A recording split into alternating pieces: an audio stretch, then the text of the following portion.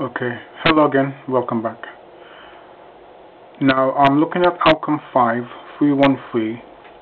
Some of you may be familiar also with 613. Okay, now you've done a lot of this work already, so you're almost repeating in outcome 5 what you have previously done in 311, 312 and 313.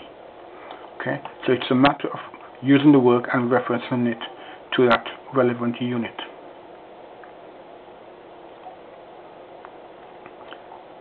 Now again, here I don't need to read anything for you, you can read this for yourselves.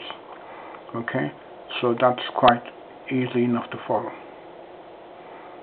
And that should cover outcome 5, 313. Okay, just taking you down to the bottom. Okay, and that should be us.